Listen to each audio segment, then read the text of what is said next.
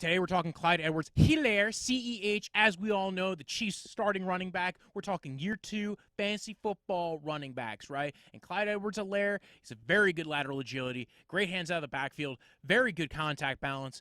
I think he'll continue to be a very good back for them in Kansas City.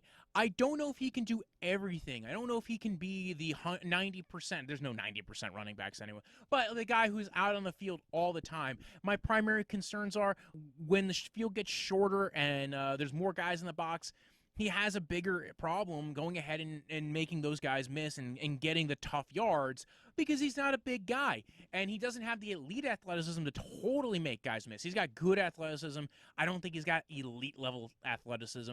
And when you're missing the power element to your game and the elite athleticism element to your game, you're more in the very good back category. Now, he's still a very good back on a very, very good team, elite level team, because the offense there is great. They just remade the offensive line. Orlando Brown, Joe Thuney, those guys are going to be mauling. So listen, if he runs to the left side of that offensive line, he might get a lot of freeway to go. And remember, between the 20s, I think he's amazing. He's going to rack up yardage like crazy between catching the ball. And again, I think he could possibly be a RB1 for most teams.